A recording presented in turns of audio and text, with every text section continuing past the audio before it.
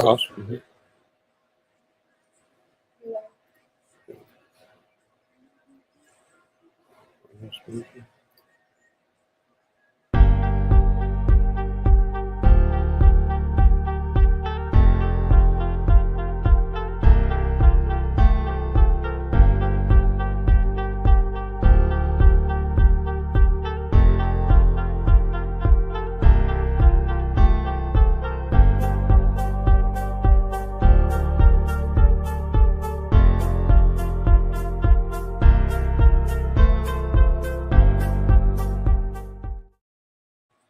I don't think so. Wait a few minutes.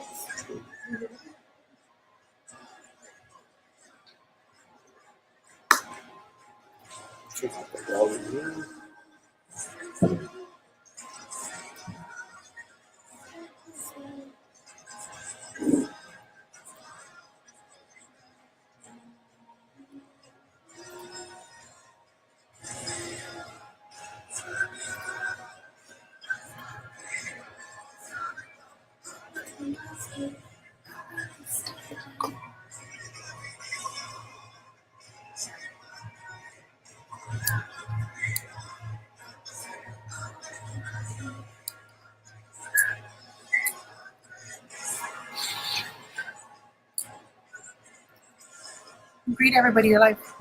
Hey guys, how y'all doing? Hey, Hello everyone. We're just setting up here. Hey babe, you don't mind turning that fan off? Sounds like it's a little Baby, too I loud. got you. You don't mind. You can unplug it. Oh.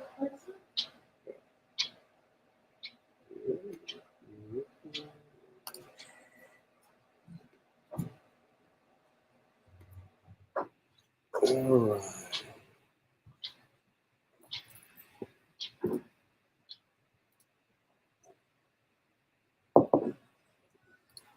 Let me know when you're ready. Oh, you're setting everything up. Yeah, I'm ready. We're just setting a couple of things up. All right. So, hello everyone. I'm here with a good friend of mine, Dr. Sully here. Say hi, Mr. Sully. How's everybody doing? All right, all right. So, me and Sally, we've been friends for a long time. I'm going to give you a little history. Let me see if I can go there. Oh, man. We can go there. We can go there? All right. So let me see if I can go there. Well, me and Sally were friends before I left to prison. I was serving. I was in the ministry when I left. And when I got picked up to go to prison, Sally was one of the few pastors that stayed in contact with my wife and with me. While I was at the jail waiting trial, he came to visit me. Yeah, lockdowns and all. Yeah. So, what's crazy is my dad used to say, a true friend will visit you in a hospital and in jail. So, I consider him a good friend of mine, a close friend of mine. Not everybody, not every friend will go visit you in prison, so. But like I said, he stuck by me. When I came out of prison, I think you were like one of the first to come by. Yeah. Right? Yeah, as soon as I knew. Yeah, as soon as I was home, he found out. He drove up here. He drove real quick to the church and said, I'm here. What can I do? What do you need anything? Any clothes? I just wanted to squeeze you. What do you need? And I said, man, I'm doing good. But in our life, we get blessed to have true friends. Yeah. You can have friends, or I like to call them fake friends, that anytime, I gotta be careful with my words. Anytime you're going through something, and this is what I tell my wife, those fake friends are the ones that when you're going through hard times, they'll pat you on the back. You can do it. I'm just praying for you. Wow, I'm just so impressed with you. You're pushing forward. And oh, God bless you, brother. God bless you, sister. I see the hard work. And there's friends like that. But soon as you get on your feet, soon as you start doing good, they're gone. Jealousy kicks in, and you lose those friends that were there. I'm here for you. I'm here for you. You lose those friends because I tell my wife, because some of those friends we've lost, you know, now that we're in the ministry, we're moving forward. We lost some of those friends that were used to tell my wife, like almost like they had pity on her, you know. You know, the crazy thing is that what happens is those friends are friends because they have pity on you. When you start moving forward, you're not a pity project anymore. There's nothing to pity you anymore. God's moving in your life. God's doing things. And all of a sudden, it's like, well, wait a minute. How can God take them from here to here? Yes. And in a quick amount of time, you know? So they're like, oh, man, I've been here and God hasn't used me and God hasn't put me here. God hasn't done this. And, you know, then that's the kind of friends. There's a lot of people like that. I didn't want to say that. I didn't want to go there, but I'm sure everybody's experienced those friends that pat you on the back. Yeah. Right. Pat you on the back. And then you start doing good and all of a sudden they're gone. So, Sally, thank you for always being here, man. No, man, same thing. Always being here. Dr. Sally, he's going to be getting a building himself. And he knows that anything he needs in there, we're there. You know, anything. You know that, anything. Yeah. Cutting the grass, painting, trimming, whatever we can do, we'll be there. Yeah. So, Sally, let's get in a little bit to our talk. So, Okay. but one of the reasons why I brought you is you came through going to prison, going to jail, and then it turning around that it was just all false stuff. Yeah, man. So tell me a little bit about that. Gosh. So first of all, for those that are following, Speak your mind, bro. Speak your mind. Whatever is, you gotta say it.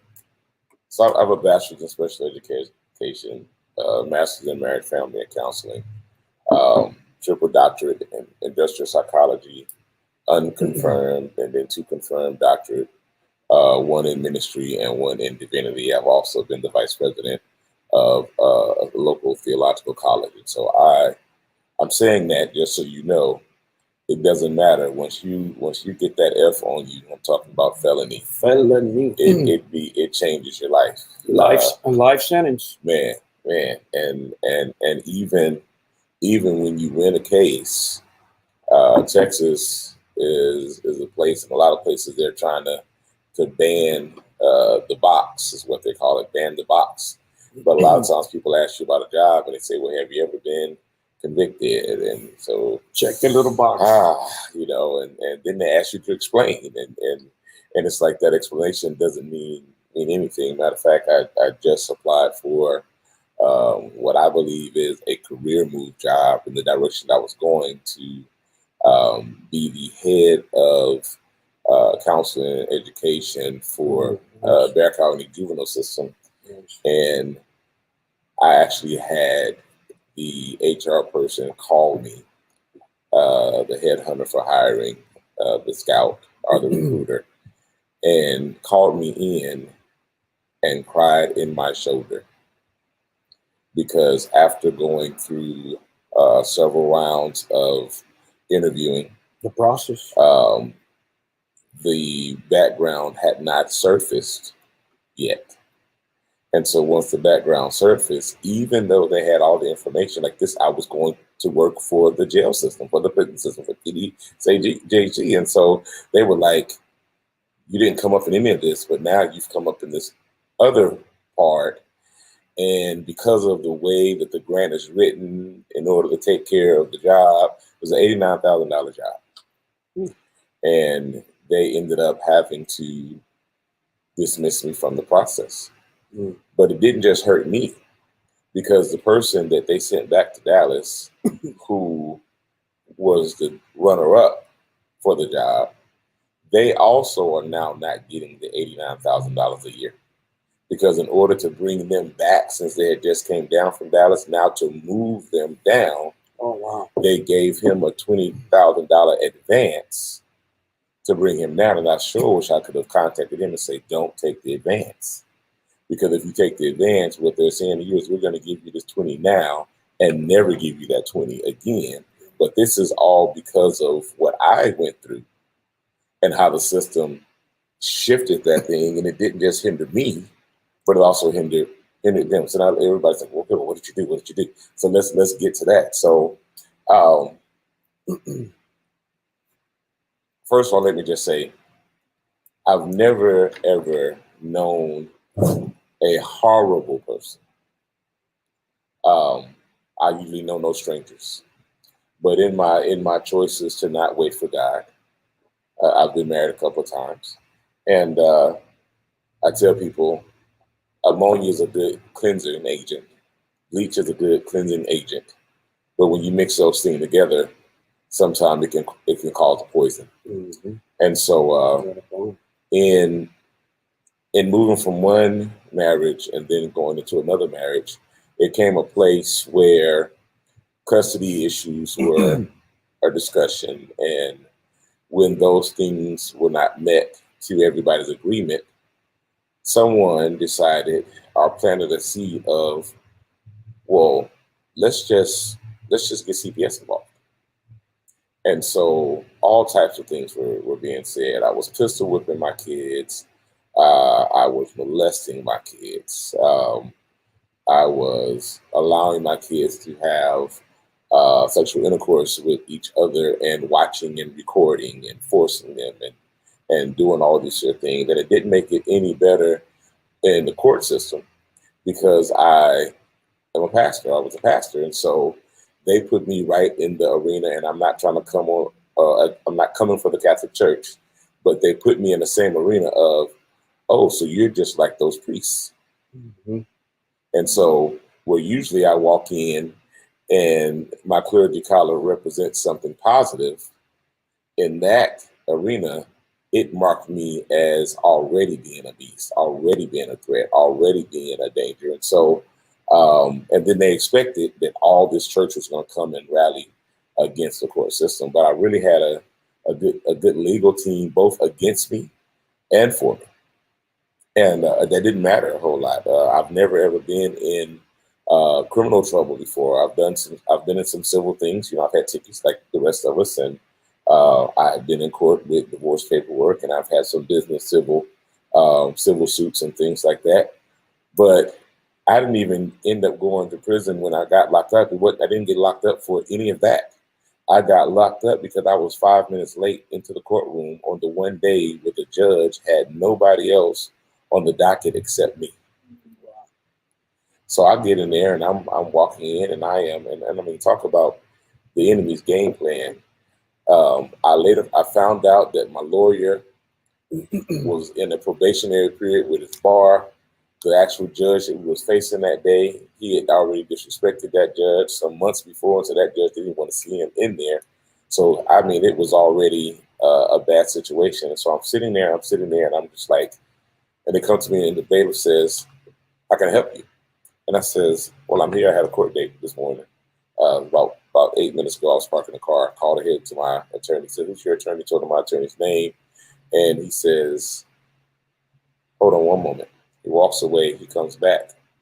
And I'm much smaller than I was at that moment. I had dreadlocks or locks, and I was about 398 pounds. Mm-hmm. And so he leans into me and he says, 'Sir, you're a big guy. I don't want to have to fight with you.' And I'm like, 'What are you talking about?' And he says, 'I'm going to have to take you to the back.' I'm thinking I'm going to the back to see the judge so we can fix this. Mm-hmm. And he says, 'I'm going to have to put these handcuffs on you.' And I says, 'For what?' And he says, 'Well, I have to take you to the holding because you were late and they've revoked your bond.' And so they moved my bond from $10,000, two bonds that were $10,000 that were already secure, to $200,000 bonds. Oh, they were going to keep you. Yeah, they wanted to keep you. I didn't understand it. Even when I got to the box in the back, I didn't even understand it because I'd never been there. I usually come to court when I'm helping people. Yeah, I usually come to court when I'm talking on people's behalf. For those that are out there, when they raise your bond, it's so you won't make bond. They'll raise it so it makes things difficult. I've seen them where they give you they issue a bond. Let's say for these guys, big drug dealers, they'll issue a bond of 100,000, so you got to come up with 10,000. And they're like, "Oh, okay, so you can come up with 10,000." Then they'll give them a $500,000 bond. See if they come up with a 50,000, and if they can come up with a 50 or the 20, whatever it is, then they put them with no bond. So, yeah, they wanted to keep you. Yeah. So Definitely. I still didn't understand. So I'm like, it's lunchtime, so I'm like, the judge will be back in a little while. And everybody doesn't understand what I'm about to say, but those who know. So then here comes the brown bag. Come on. Brown bag with a bologna sandwich or turkey sandwich. A Johnny Sack. It has 2 Oreo cookies in it that are smashed up against the sandwich, and a school box orange juice. Well, that's very foreign to me because I'm like, I'm good. I'll eat when I leave. No, thank you. And he was like, well, no. And so one of the guys who was in there says, you just became a part of the count. I said, what do you mean a part of the count? Yeah. He says, yeah. When you get a Johnny Sack, you're staying. And so it was like, so yeah, you're gonna go ahead and come with us. And I'm so what's going through your mind at that process? What's going on? Man, so first of all, by this time, this process, we've already been to almost a year and a half of just fighting the CPS case in San Antonio. And so what happened in the CPS case in San Antonio, no one wanted to continue. We had got to the place where deadlock. Yeah, we got to a place where it was a deadlock, and everything was actually good. Now at this point, they're just like waiting, and everybody's playing this waiting game. We don't understand what the waiting game is, and then we have this one court case. Now, during this court case, something crazy happens. I'm already have signed a supervised order that I'm not going to be around my family, and so and my mom is supervising at home with my kids, and their mom is there, my wife at the time, and my wife at the time is trying her best to hold things together, and we have a blended family. And so there are some kids that are from another mother, and then there are some kids that we share together. And so we don't do steps and halves in the household, so everybody's our kids. And so she's handling all this, but now I can't be there, and I can't talk, and I can't connect. And then all of a sudden one day the CPS worker comes and said, these kids are going to go, and they're going to go to this place, and they're going to go to that place. And she's like, well, wait a minute. Yeah. And she's like, well, how do I need to let him know, like, what are you doing? And they're like, well, it's not like you're their mama anyway. And I'm like, you can only imagine what was going through her mind, because she had been their mama since they was 5 and 7, and not to negate anything about their mom, let me just say all my moms have been great moms. But we still live in a world where people do not know how to handle or respect that fathers are also fathers, and outside of carrying a baby for 9 months, when it comes to being parents, all parents ought to be equal, and we ought to hold our ground equal. I'm not just saying that if you're not doing your job, you're just not doing your job. But if you are doing your job, you should be allowed to do the job. It's best for the parents. All the statistics tell you that it's best for the kids, that the parents are very present. Well, so now these kids are out of the house, and my wife at the time, she's losing her mind because she's trying to hold it down because I'm not there. So she's playing mama, daddy, she's playing husband, wife, she's trying to hold down the bills, and she can't be around me, because if she does anything to be around me, then they're saying, well, she's now with neglect, and why would she do that? And then she has to be scared of me to say anything concerning me, and I would ask these crazy questions like, how are their grades and how was this? And later found out, and this is a whole nother story I won't go on right now, but later found out that my caseworker came to me, a guy about 6'2", Hispanic brother. He was like, sir, I'm sorry, we lied to you. And I was like, he said, yeah, my supervisor told me to lie. So, if you've watched the news over the last several years, you've seen a lot of things in that department. I'm not going to go into that right now. CPS has its purpose. There are some very dangerous situations where people need to be got out of those situations. So thank you for the good that you do. And thank you for trying to create better processes around things that are always not very clear, especially in, I'm just going to say, Black and brown communities. One of the things that I was told that I wanted to murder my kids because I had made the statement that my mother had made, that my grandmother had made, that other people had made, was that before gangs or the streets take you out, I'll take you out myself. Yeah, that's an old saying back then, right? That your mom, or your grandma. You heard that from your grandma. Yeah. And I will tell you, on the biblical side of it, the Lord had to tell me that in His words, it says that we have to make sure that our communication is of Him. Wow. And so Okay. saying that was a traditional statement wasn't the best thing to say. No. It wasn't the best thing to say. And so after continuing with that, we're sitting here and we have this one court case. And as long as I was there to be a spokesperson, which is what I do, things were kind of balanced. They didn't know how to mediating, how to move right. But then when they got me out the picture and got the kids out the picture, then they started hitting my wife, who's not the greatest communicator. Right. And so, she's like, what are you talking about? What are you talking about? So they brought me down first for court to ask me if she was capable of taking care of the kids. And I was like, yes. And they said, well, the kids aren't eating. And so I said, what exactly are you mean the kids aren't eating? And she said, well, the kids are saying that until they see their father, they're not going to eat. And so I laughed. I said, ma'am, my kids have grew up most of their life in church, if not all their life. I said, what my kids are doing, they're exercising their religious and Christian right to fast until God shows up. That's what they're doing. And they came against the mom because they're saying, we're together going to fast and we're together going to stand with you. And so I'm like, that's what's happening. Well, you don't think she can? You think she can do that? So there's nothing wrong with with their parenting. So next court date, my attorney says, I got to take you to the back, and it's not going to be good. Royce said they're about to drive you to Beaumont. And I'm like, what do you mean? Well, they have a warrant out for your arrest in Beaumont. And I'm like, well, I don't understand. They said, well, what they've done is they've taken all the information from here, sent it down there, and created the timeline that when these things happened, you were living in Beaumont's jurisdiction. So they put a blue warrant? Not a blue warrant, because it was that what they did was they indicted me in Beaumont for the CPS stuff that they wouldn't indict me for in San Antonio. Beaumont being a much smaller place. They picked it up. Yeah, they picked it up. Yeah, they had the time for it. They had the staff for it. Yes. Oh wow. Okay. And so, so we get on back down. So my mom and my wife was there, and I'm like, ooh. So I'm like, get my mom out of this building, just please, because I don't need her locked up with me. And so they got my mom out the building, and she told me, so she told my wife, and they were, of course, was upset and everything, and I don't come back out. So what's going through your mind through the process? Man, I am flipping.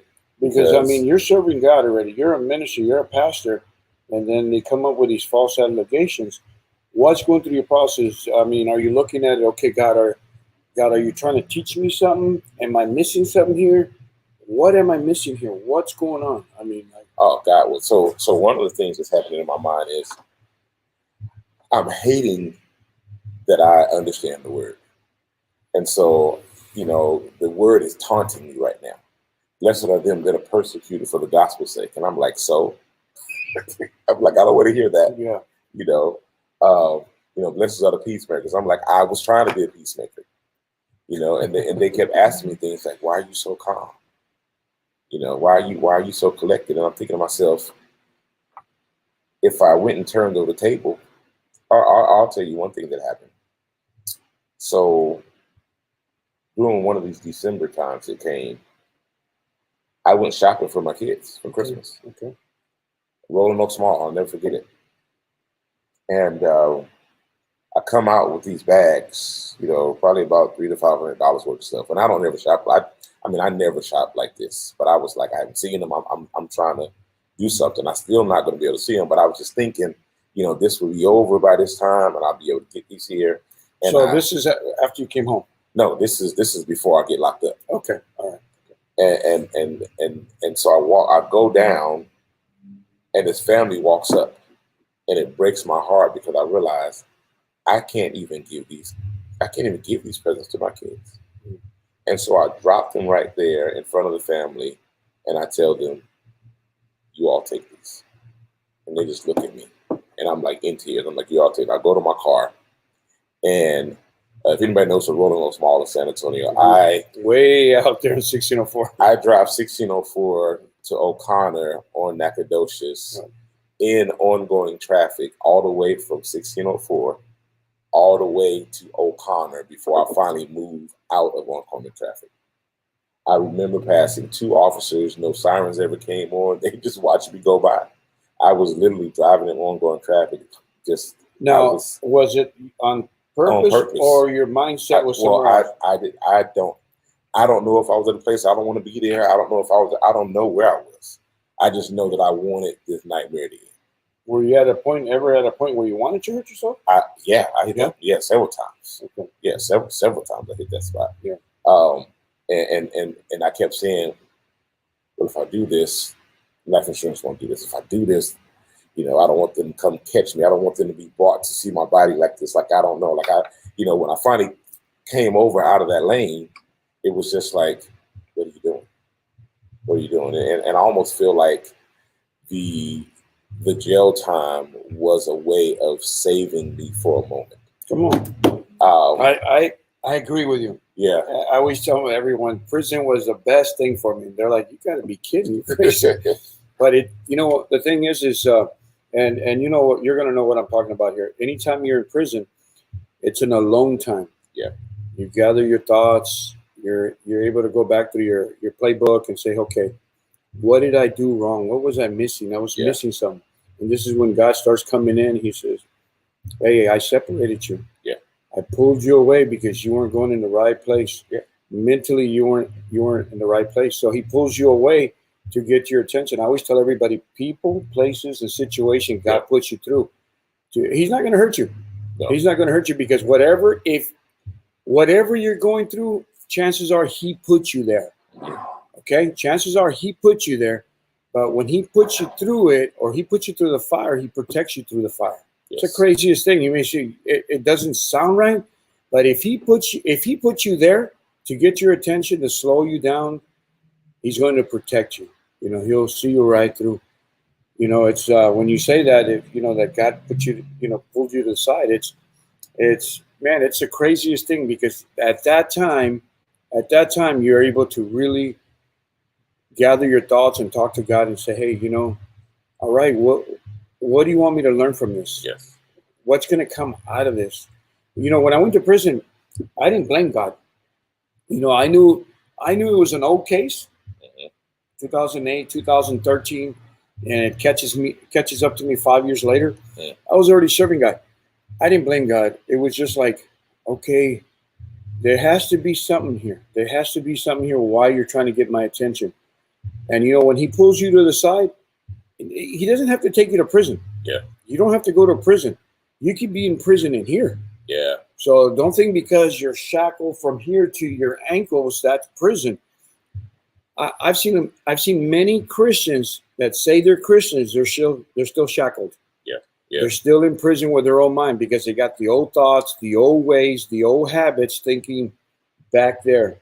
And they're never released from that because they're still holding on to it. They never release that because they can't get over it. They never release that because they can't think. They can't make that transition.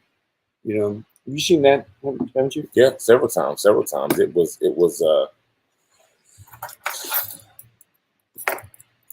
a lot. It was so much on my wife at the time. And out of this whole thing, one of the children in all of this was not my biological child. I mean, even though I called him son and I still think of him as son, but she lost that child out of that even once everything was restored. And I'll catch back up to that.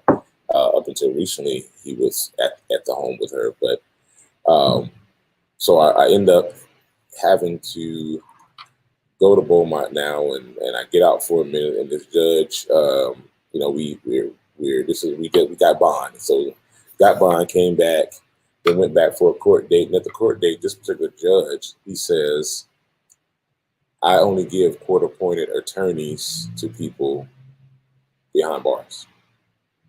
And I'm like, wow. I didn't understand. No. I know where you're going with this. He was saying, if you're out here, you can afford it. You can afford it. Yep.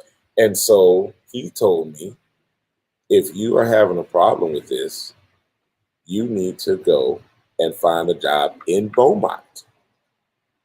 And I needed to give him, before we met next, which was a week, 20 job applications that were signed by the managing agent. And I had to present them to him, saying that none of them hired me for a job. Wow.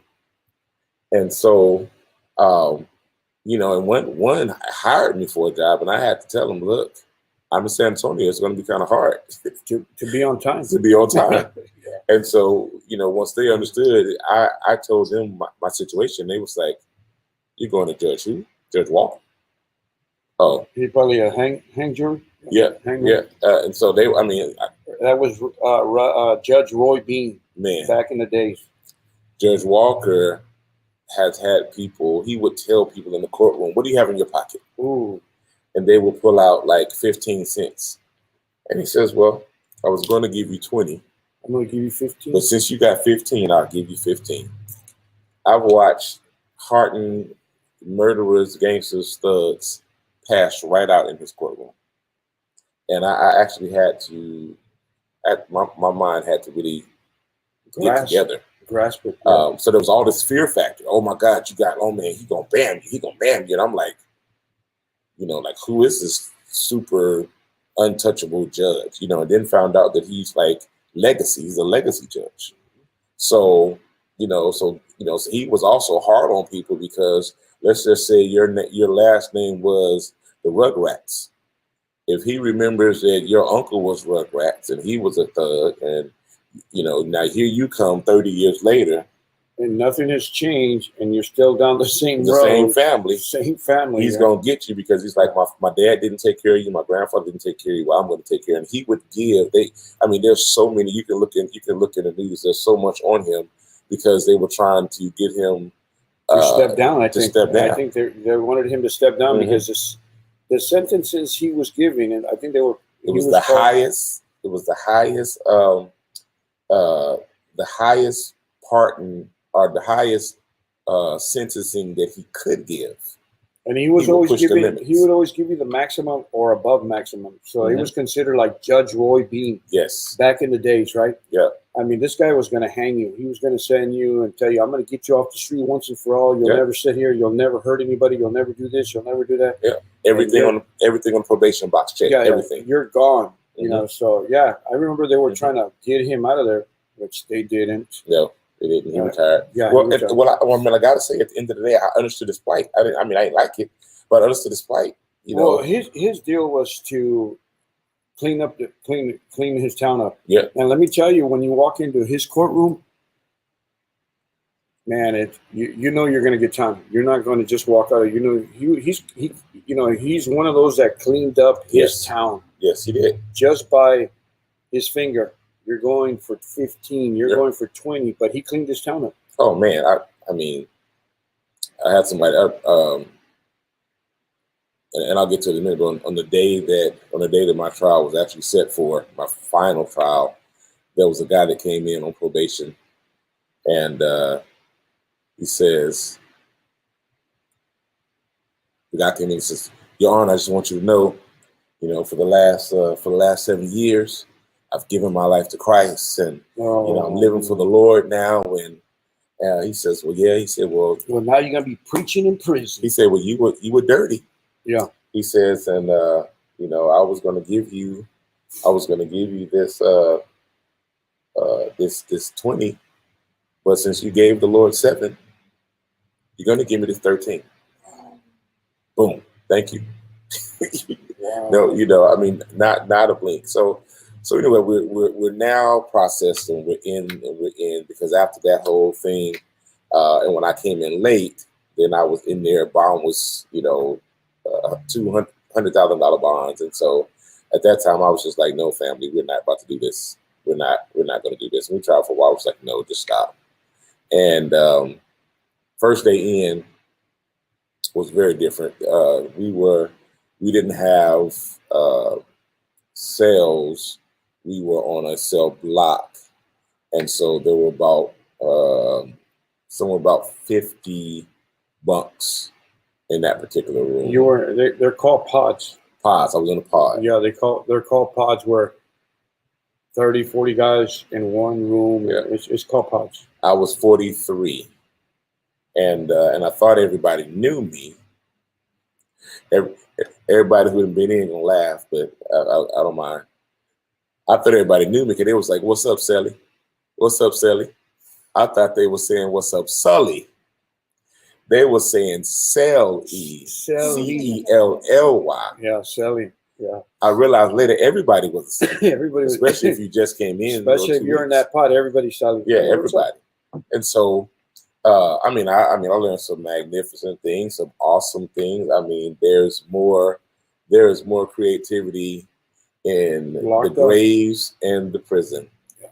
I think I've had the best lineup that I've ever had from someone without some clippers.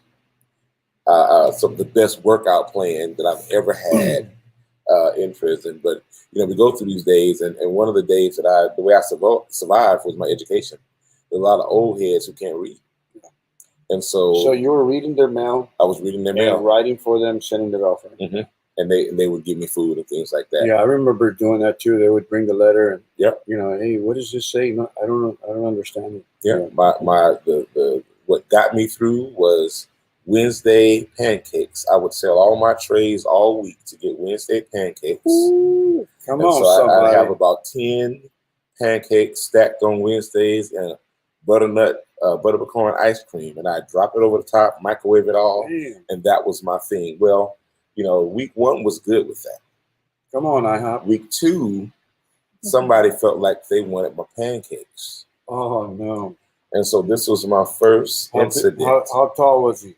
He was about big boy? Yeah, he was about 6'4", pretty wide. But I understood the moment he grabbed my tray. But you know what? He knew that you were a minister. He did know. He knew. I'm just saying. I wasn't there. Yeah. But he knows you're a minister. He knows you weren't going to say nothing. Yeah. But he doesn't know that we still got a bite and a kick in us. Yeah. Yeah. I mean, Jesus dwells in here too, but so does Peter. And so when he grabbed my tray, I couldn't think of anything, and he kind of leaned towards me, and I just leaned back with that tray, and I just wailed. You didn't do like, oh no, I just started wailing with the tray. I was like, man, I got to, but if I let him punk me now, the next guy will take your tray. It's gonna be over. And so the next day was embarrassing for me, because the next day we were in Beaumont, and we did ministry in Beaumont for about 3 years. Yeah, I was gonna say, I can imagine you're a pastor, and all of a sudden you're slapping somebody. Oh man, so did you have to go apologize? Did you have to go ask for forgiveness? No, I just walked that one out. That was between me and God. I actually went back to my bunk, and I was like, I got to be ready, because my bunk was in a place where I could see the whole room. And so I'm like, I don't know who this dude is. So if somebody else is coming, I need to get closer to. Well, the chances are that probably was the bully of the pod. Yeah. So once you put the bully in his place in the pod, yeah. The crazy thing is that once you put the bully in his place from the pod, if he says something, you answer back roughly too. The crazy thing is everybody flocks to you. Yeah, all of a sudden, you got all these people following you because they were bullied over there by this guy. I don't know if that happened to you. Yeah, well, he wasn't the top, but he was close. Right. But what happened with the top was one of the ones that couldn't read. Oh, okay. And so the top was on a visit. So when he came back from the visit, he was like, what happened? Mm-hmm. And they was like, oh man, so-and-so jumped on Sally over there, blah, blah, blah, blah. And he was like, not no more. And, there's a lot of fights almost occurred, but someone would come out of nowhere and it'd be a fight going on the side of me, and I didn't even know that had anything to do with me. Or it'd be a fight going on the domino table. I didn't know it had anything to do with me. There'd be a fight. I'm in the restroom trying to do my business in the restroom. I got some people coming to get me, and all of a sudden you hear this rumble, and it's like that was because of me. But I kept it 100. I kept it like I never changed who I was, and I actually started doing surveys because I wanted to find out. So I didn't understand where we were. Some people would leave and come back, and I'm like, what do you mean? You just was out last week and you're back already? And I just didn't understand the process. Man, I've seen so much of that where, I mean, you're hoping, dreaming, wishing, visioning that you're at home, and then these guys get an opportunity to go home, right back, and they're right back, and you're like, dude, right back. What are you doing back here? Nah, man, my family, they're just all jacked up. My family, they give me support. My family violated me. My family got me in trouble, and they picked me up and they sent me back. You know, and this is why a lot of this podcast here, it's not only for the guys that have come out of prison, they're sharing the testimony. You have to understand one thing. For the ones that are listening and for the ones that are going to listen later on for the playback, you have to understand that if you have a loved one in prison and he left when he was 18, 19 years old, and he goes and he does a 10-year bid, you don't have a puppy coming home. No. You got a pit bull or a Doberman coming home. You got a bad dude coming home. Chances are he's going to be tatted up, and when they come home, this is why I tell the loved ones of the inmates or that are when they're coming out. This is why we prepare you. Mental issues, bipolar disorders, man, all kinds. I've seen. I used to have OCD, so even when I came out, my family thought, man, Sonny's having a mental breakdown or a meltdown, or he has mental issues. Have my stuff with my stuff. Yeah, and it was just like, people thought I was losing my mind. It wasn't that. It was, look, I went and did time, right? You go and do time, and you're under the authority of these guys. These guys tell you when to bathe, yes, when to use the restroom, when to go eat lunch, dinner, when to get up, when to go to the TV room, when to go outside. They're in full control. Yes. It's a dictatorship. Yeah. Okay. So they run the show there. Then your loved one comes home, and then you want to do the same thing to him. Right.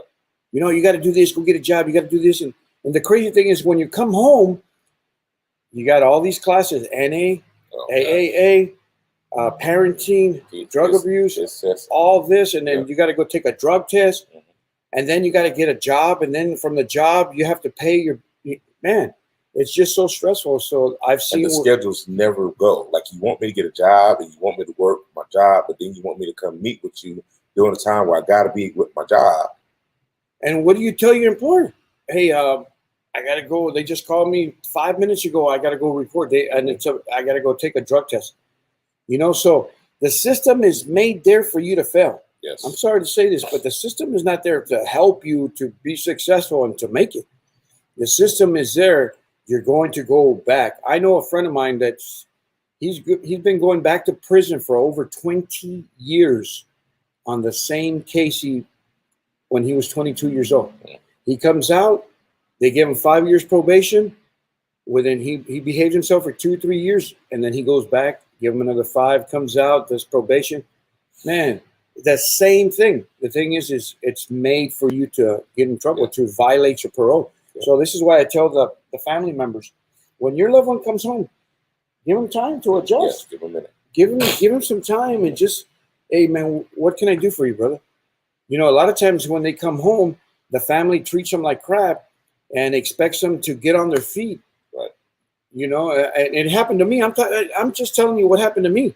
When I left, I had a company, I had money, and I come home and I'm broke. I got nothing. I can't even pay my probation, can't pay my parole. I had state parole, probation. I had federal parole.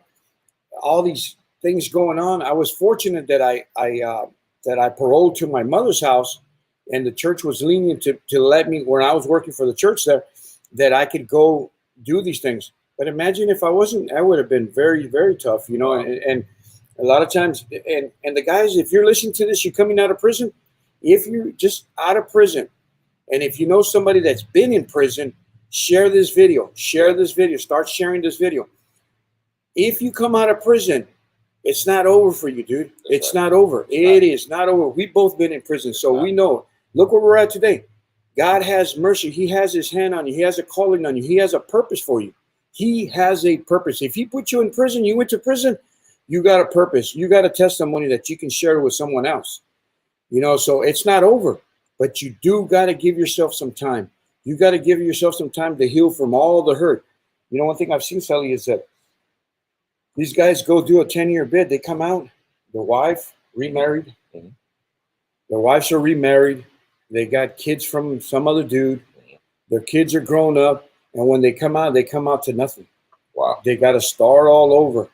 And then they have this, not only are they angry for being in prison, which is their choice and their choosing and their consequences, right? So when they come out, they're very bitter because now the wife moved on. She's someone, she doesn't want nothing with him. She's a loser. He's no good. He's trash. You know, all these things come through your head. You know, I'm a loser. I messed it up. I'm trash. And, you know, that's what the enemy wants you to think, that you're no good. You're trash. You're a loser. You'll never be anything. You'll never become anything. You'll never go anyplace. You'll never have anything. You'll never prosper. You'll never amount to anything. That's the enemy. You know, so if you just came out of prison, know this. You got to get yourself connected. Yes. You have to get yourself support. You have to be around guys that have been in prison that can help you. If you're having a bad day, you're thinking about using drugs, you're having a bad day, you got in a fight with a wife, a family, a friend or something, you got to have that support group because you're going to end up back. You're going to violate your parole. You're going to violate. And the thing is, find your own therapist. Your own therapist. I'm always here. Sally's same thing here. We work with people like that, like us. Yeah. You know. So I'm sorry. Go ahead. Well, so so when I say find your own therapist, yes, we are available. But here's the thing: a lot of times they have you set up where you have to go to all these places. Try to find where you're comfortable, because sometimes those places that do anger management, it might not be where they're sending you, but that place that you're doing. Some churches do anger management. You know, also churches. How can you help? Guess what? The only thing that they're expecting me to do is hold down a job. They're not even expecting, it doesn't matter how much I make. They just want to know that I'm going to be somewhere every day. You know, if you got somebody and your church got a floor that needs to be mopped, you got a yard that needs to be cut, pull them on your payroll. I don't care if you've not had anyone on your payroll ever in life. Put them on your payroll. All you got to do is 1099 them. And as soon as you write the paperwork and let that PO or that probation officer know they're going to be working here, then you get a chance to minister to them, help them, and you fit the job that they need done, and you get the job that you need done too. Come on. So that's one thing. The other thing is you want to find your own therapist, because sometimes the system's therapists are working with the system, and they will put things in your head that's not in your head.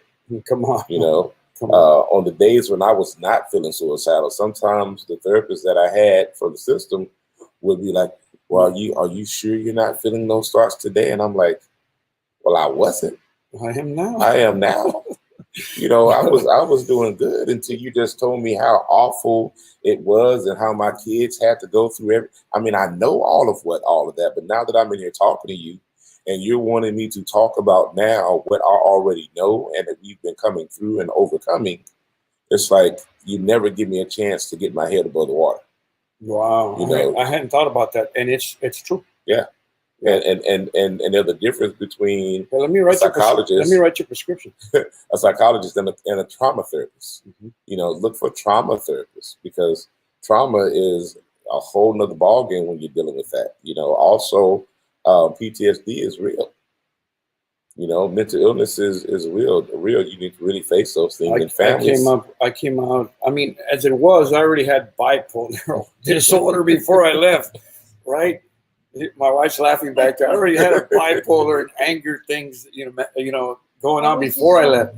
Then you come out, now you have a PTSD on top of the disorder, you know, and then everybody's thinking, I think he has mental illness, you know, so it's hard. Yeah. You know, I tell everybody, you know, whether it's a 5-year bid that you went to prison or a 10-year, 15-year, you got to look at it like this. If you have a loved one that's coming out, think of this. That sentence that he got in prison, it's not going anywhere. Yeah. That's a life sentence, because for the rest of his life, when he goes to apply for a job, there's that little box that says, have you ever been convicted of a felony or crime? Yeah. That's a life sentence. Think about that. Think about trying to vote. Think about when the police pull you. You ever been arrested? Have you ever been? They know, they just pulled you over. They know. Why are they asking you if they know? This is why, it's a life sentence. Yeah. People think, well, you go to prison for 5 years, you come out, it's a wash, it'll be all right, you'll get over it. You don't get over it. Oh man, we're still getting Yeah, over your stuff. trauma, I'm still getting over it. I mean, think about it. You're shackled from your wrists to your ankles with a chain in between. Where are you going? Yeah. Where are you going to run? And what it is they're humiliating you. They're trying to break you down. They're trying to break your spirit, trying to break your mind that they're in control. They got you. It's their way, and it's going to be their way.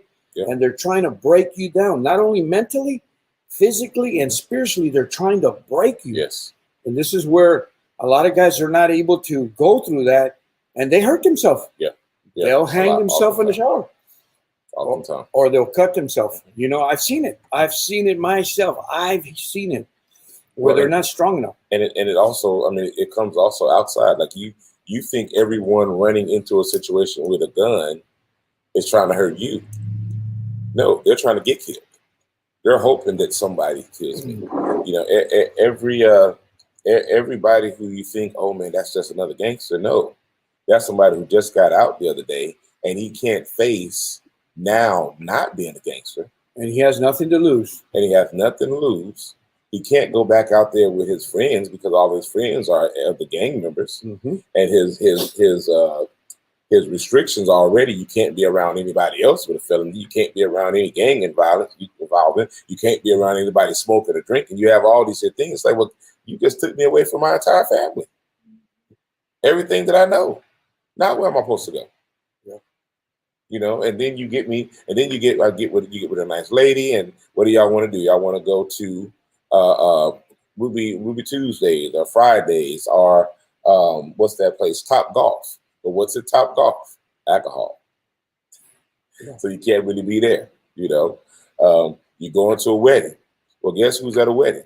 One other gang member is at a wedding. So now because one other gang member is at a wedding, now you have to leave the wedding, which means now you and your lady have to leave the wedding, which now you're driving away being fussed at about, see, if you wouldn't have did whatever you did when you did to make us be here, and now you're having all these situations, and you find out why people just get in the car and just go drive, and all of a sudden you don't know where they are, they just disappear.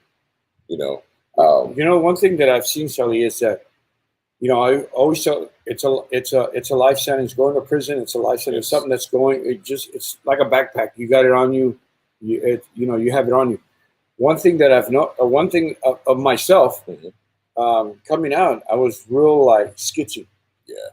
Real sketchy. Didn't like to go to Walmart. Don't like people. I'm just getting over where I can go in public to Walmart and not be watching my sides here. It's the craziest thing. Yeah. It's the craziest thing. You pick up these habits when you're in prison where you're always looking behind you, or where you're sitting and how you're eating and who's looking at you while you're eating, or in the yard. Those things you pick up over the years and you bring them home. Yeah. You can't help it. You bring those things home. The craziest thing the other day, I was with my brother and I didn't realize he had a gun on him. And he just got off nonchalant. He gets off of his truck and we go into a restaurant and I look, and on his waist he has a gun. And I'm like, bro, I can't be in a truck with anybody with a gun, bro. That's 5 years. I'll get violated. I'll violate my parole, and that's 5 years automatically. Wow. Not only that, since I was out, they released me 3.5, 4 years earlier. I will have to go do the 4 years plus the 5 on top of the 4. And I was like, nope. I had to call my wife. Hey, come pick me up. Come pick me up because, he has a gun on him. And, so we have to take care of ourselves. And we're always watching I'm always watching not only my background, I'm always looking forward. I'm always my surroundings. I don't want to get in a crash. I don't want to when I say crash, he's in trouble with somebody. Yeah. That was one of my biggest fears coming back. Running into people or somebody mad dogging me. Yeah. What are you looking at? Yeah. What's up, bro? Yeah. What's up, fool? Yeah. When I came out, my patience was really, really smaller. Yeah. And it's crazy because I had developed patience for the people on the inside because then I understood their trauma. But then coming out, I couldn't, especially folks who did not remain in my corner. Because though when court first starts, you start calling people and they visit. They're at court with you. They praying with you. They're calling their intercessory teams out. Then you start getting text message. Oh man, give me a call. Let me know how court went. And then you start getting drop calls and voicemails. And then all of a sudden, those calls that were coming all the time to find out how things were going, they just dwindle. And then it goes to, well, I was asked one time, well, you sure you didn't do something? You sure you didn't molest your kids? And I'm like, am I sure? Like, how do you accidentally do that? Like, Yeah. And that was hard. So, as we're sitting in this here process, the very first person in the very first big event that I did in Beaumont, young man, a men's conference at Salvation Army, the first person who gave his life to Christ, this brother comes in to lock up. He was with you? He came into the room where I was at. Okay. And so he looks, and as soon as he looks, he drops his head and he says, see, I knew you all some fake A preachers when I saw y'all. And I didn't say anything. It was a long distance, and I just was like, dang, that's a bad look. And it took about 2 weeks before he finally was like, I'm just going to actually go to a. And so when I explained what's going on, it was like, well, you guys didn't walk at all. Well, man, you're walking. And it took a while for him to be able to look me in my face. Open up. Because he was just like, I can't believe you, who I thought was a man of God, now you're in prison. And I'm like, what is the situation? Well, what's crazy is that before you leave, you have so many friends and family, and people in your back. I remember when we left, we were doing this organization. This is before I got picked up, where all the pastors used to hang out. Remember that? Yep. We used to hang out at our place, at our church, and there's maybe 50, 60 different pastors. Yeah. And it's crazy when you get tagged or you get labeled, they all cut you off, And what's the cool thing is about, this is what the way I look at it. This is a cool thing about it. I'd rather for them to drop off, right? Yeah. And just cut me off or cut me and my wife off. I don't know why I'm going here. I have no idea why I'm going here. I'd rather for them to cut me off now than pretend and pat me on the back and you're okay. Yeah. Oh yeah. I just, because a lot of people ain't going where I'm going. Yeah. A lot of, you know what I mean? They're not, a lot of times if they cut you off and they write you off, they're not meant for you. Yeah. They're not going in your journey. They're not going where you're going. So, I mean, pruning is necessary. It doesn't always feel good. No, it doesn't feel good. But the art of pruning, the whole purpose of pruning. But it's a must, right? Yeah. You have to be pruned so that you're not, if that branch is not bringing forth fruit, then you prune it back so that the nutrition is not going from the ground, from the roots up into this dead wing of your life. And so we're going to cut it so that it can now go into another area where there's fruit. And that's what happens, because now that you've cut all these places have been cut off, now here's our house. Now here's Prison Talk. Now here's a place for people to get help and understanding. And here's the thing, I'm an information junkie. And so, Prison Talk for me is not just, that live podcast, the podcast that my friend is doing, the podcast that my brother and his sister and his family doing. This is like, people need to be educated. And I know there are pastors, there are organizations, there are people, there are families that are listening, that are learning something, because nobody would ever say. I did not understand that, there are people. I found out while I was locked up. There's one dude stayed right across the street from his church, never ever went to his church. Why he didn't go to his church? Because the pastor visits the same weed man that he visits. Oh, true. And he's like, man, my grandmother, her tithes go right from her check right into that church. And so she passed away, and I just asked one day if they can christen my child. And they said, well, you don't go You don't go here. And it was like, well, my grandmother has paid for this pavement here, paid for half of the new building and everything. What do you mean that you can't christen my child? So where do you go when that's been the church that you've known all your life and you can't reach out to get christened? Like, I didn't know that you had to belong to a church for someone to christen. You don't have to belong to the church for you to marry somebody. You know? I got one for you. We had someone that called us for a funeral because the pastor where that family was at, he didn't go to church. I was like, what? Really? Yeah. You know, I mean, I'll do a funeral every day if I have to. Man, I did about 200 something funerals during COVID because pastors were charging $150 to $300 to do it. Yeah. I told the funeral home, just call me. And these were virtual. And virtual? These were virtual. So during COVID, you couldn't be around. Pastors wouldn't even wouldn't even just link on to come and do this funeral for this family. Yeah, you know, and I mean, I'll do a funeral every day. Yeah. If I have a captured audience and I can tell you about the goodness of God and what he's done in my life, that he can do in your life, and it's a captured audience, you bet I'm going to be there. One of the best evangelists is one that's checking out. Come on. Because he's going to bring more people to church than he probably have in his whole entire life or her whole entire life. After sitting in the shit place, realizing this is where I am, I'm surveying now because now I done went to work mode. I'm in here. Fine. I had one person sitting next to me, and because at some time you're going to have to come to yourself, to your senses. Yep. Hey, this is where I'm at. Where I'm at in my life right now. This is where I'm at. I'm a Paul. Yeah. You know, I'm in prison. I'm in this cave. I'm in this dungeon. You know, I'm put away now. So what can come out of this? You know, a young dude that stutters.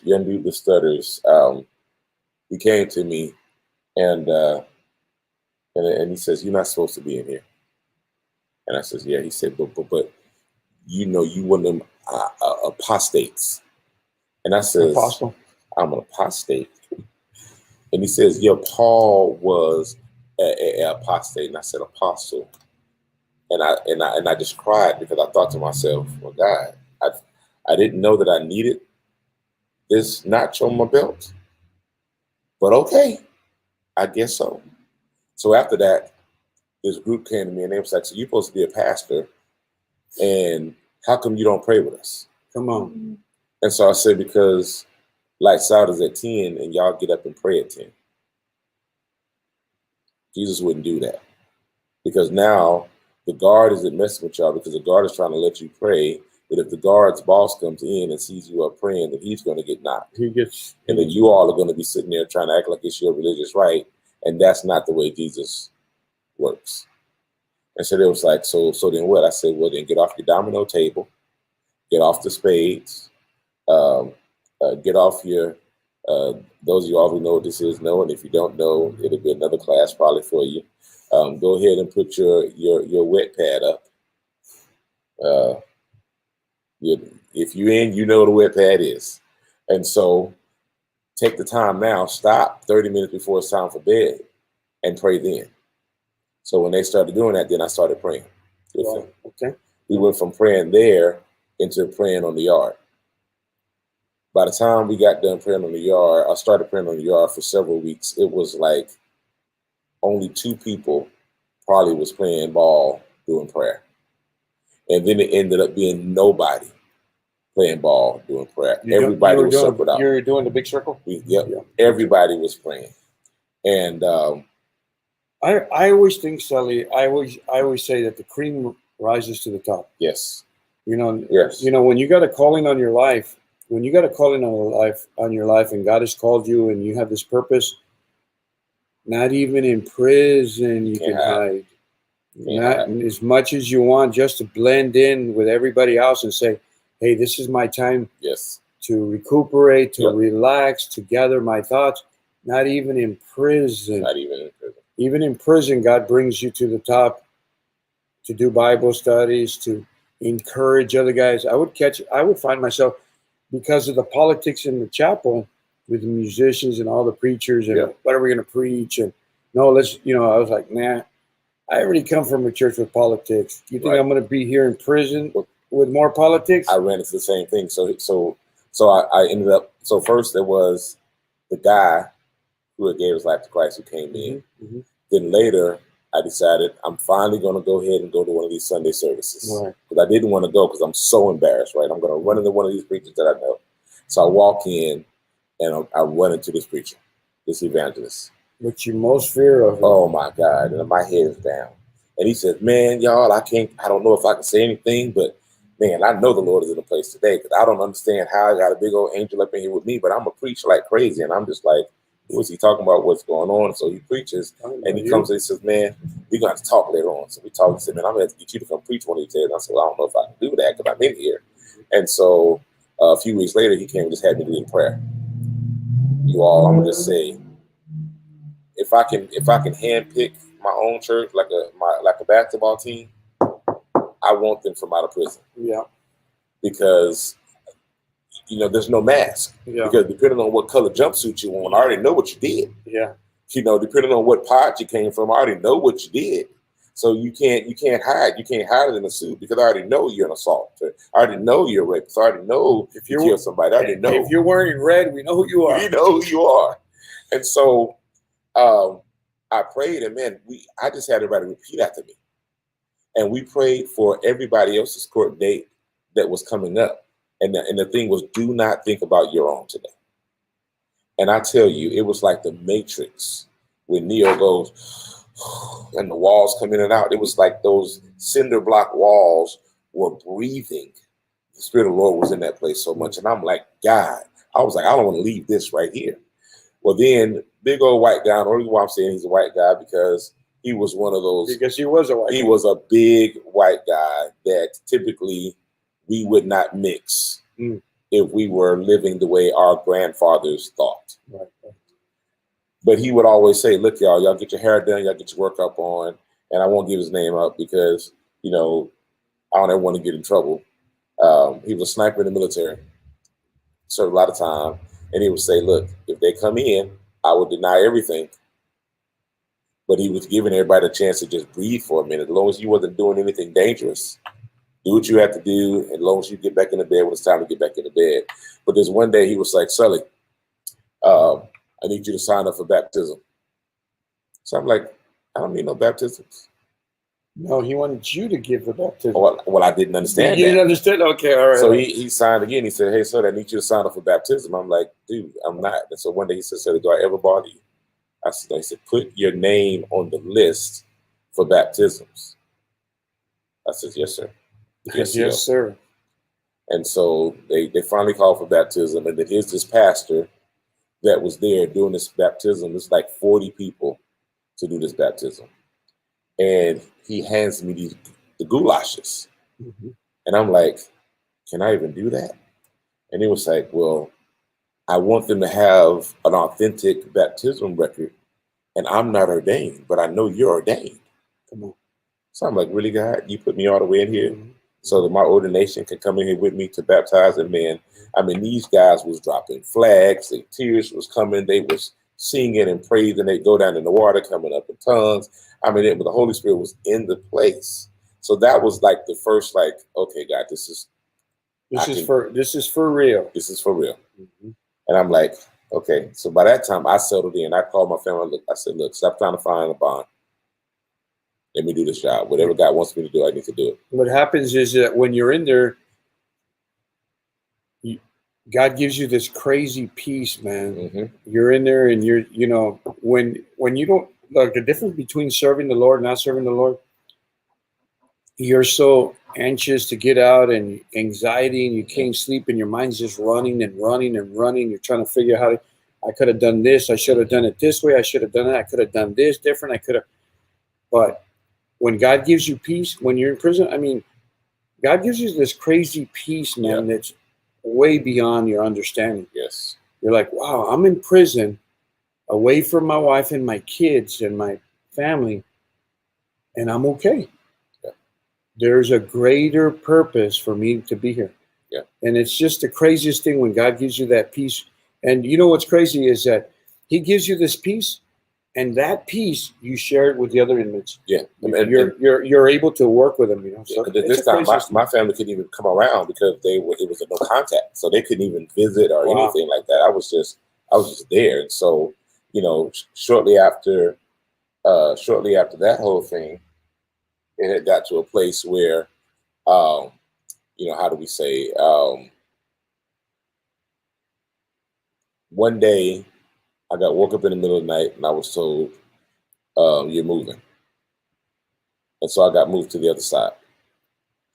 And so you went from one pod to the other. Next. Okay. And so this pod was the pod that was on the other side, so they can see us circle up. And it was like, so they weren't circling up. They were not circling up. I'm sure they circled up when you got there. It was like that was the only reason why he sent me over there. Yeah. For 3 days, got that whole place circled up. And I'll never forget sitting and talking to a guy who was about to become a registered sex offender because him and his girlfriend, who's been together, who mom would allow them to spend the night at each other's house. I've seen that from the time they were 12 until he got locked up. And one day, the dad who wasn't living there was like, you letting this boy be with my daughter, da da da da da, and she wanted to, well, they wanted to get rid of him. It's not my fault. Yeah, they wanted. And so as soon as he turned 17, they said he raped her. And because he was 17 and she was 16, now they've been doing this here from 12. So she was 12, he was 13, 13, 14, 14, 15, 15, 16, all the way to 16, 17. The moment he turned 17, they put a case on him. He was an adult. He went to jail. He's a rapist now, and they had a baby. So now he can't be around the baby. He can't be around her. He has to register as a sex offender. All this here, it would have to be until he was 25 years old was the first time. She had to be 25 years old, then to open back up the case, and then she could put in a addendum that to drop the charges. That she had. So what happens is they'll dispunge the felony because of she was at 25. Yeah, it was at 25. Yeah. Oh, that's crazy. So that man. So watch that. So after 3 days, go to sleep that night, have this wonderful talk with him, and then I get boom, boom, boom on my little on the side of the bed. Yeah, on the side of the bed. Boom, boom, boom, boom, boom. My little stainless steel bed. Get up, you're going home. I said, huh? Get up, you're going home. Come on. And so of course. So how long was that process when you were there? 9 months. 9 months. 9 months. I was there. Wow. Okay. 9 months. And that's not a lot of time, I know, for some people, but for me, hey, 6 kids out there, yeah, job as an educator, a church going on, it was a lot. And I'm in the process, I lost all of that. But check this out. I'm gonna just go on his side a little bit. He gets 9 months, right? He gets 9 months, right? Those 9 months that he got, you're marked. Oh yeah, forever. Forever. No matter. I mean, they showed that he was innocent, but just the trauma alone, what you go through the process of getting you got to go through the system to get you processed to get upstairs could take up to 3 days. Okay, so that's all trauma. All this is trauma. So even though the 9 months, that when you come out, now you're in a position of defending yourself. Oh, well, court's not over yet. No, but you're still. Yeah, now, somebody just finally got to a bond in place. Yeah, I was just able to get out. Yeah, I know, but now you're now you're on the defense. Everything. Now you're protecting yourself, and anybody asking questions. Everything. Now you feel like you're this, and it's just the process, man. It just sucks, man, that you got to go through. But sometimes you got to go through the suck to come out to the other side. Yeah. Yeah. I mean, well, that may preach that. I mean, anybody knows anything about plunging or transmissions? Sometimes you gotta suck it out, man. Suck it out. Yeah. Mm-hmm. And so, has it made you a better person? Oh, much better. Well, because so here's one thing. I realized the best thing I was able to learn, I'm not all that. Yeah. The greatest thing that I have been able to learn is that I am not all that. So if you see me with gear on, you'll always see me with double zeros. And I rock double zeros. Why because yeah, that's your number. Why? I rock double zeros because I realize not only am I nothing, I'm nothing without him. Oh, come on. All And right. so I keep myself humble to that place of like, look, it's not me. It's not me. I mean, I was, my education got stripped from me. So I could no longer teach, lost my teaching certification. I was a high level security officer. I was a cop in DC before, and so having an opportunity to ever go back into law enforcement, that's over. That's over. Life sentence, 9 months only. He's cleared of everything, but it's a life sentence. Yep. Once you get shackled and they put you through that system, it's a life sentence. There's a lot of things that you're not going to get back once you've been arrested, once you've been charged, once you've been booked, processed. There's a lot of things you're not going to get back. And unfortunately for a lot of men, they don't get their dignity back. They don't get their identity back. They struggle with it because they've gone through this process and they don't know who they are now, because now they know only what the system says. Yeah. What they say you did and who you are. And that's one thing that I see, like on Thursday nights, we have Bible studies, right? And our core group is guys that have been in prison, women that had their husband in prison. And, and I see this pattern. I see these patterns when these guys come to these Bible studies. Our job is to disciple, to equip, to empower. So when they come in, you can tell they're defeated. They're broken. The system has broken. The system has told them they're nothing. They'll never be anything. They'll never amount to anything. Look, when I came out, check this out. When I came out of prison, I needed a job. So I go through the drive-thru to McDonald's. I don't know if I ever told you. I go through the drive-thru McDonald's, and it just happened to be the guy has a tag that says manager, night manager. So I go through to get a coffee, and I go, hey, bro, you guys are hiring here? And he goes, yeah. I go, $18 an hour. He goes, nobody wants to work. And I said, for $18, bro, I'll work all night, bro. I have I work at the church, but I'll be here and work all the hours you need me to work at night. And he goes, really? Well, come on in. Let's get you an app, or go to the app and fill it out. I fill out the app, and guess what happens? They don't hire me because I'm a felon. $18 an hour. So tell me that those things, when these guys go through, when they come out of prison, they're trying to get it together. They're trying to start over. And then they're not blaming anybody. They made the choices. They got in trouble. They paid the consequence. They've lost what they've lost. But you come out of prison, and you got to start from scratch. I get a double whammy. Yeah. I get a double whammy. I applied to Toyota.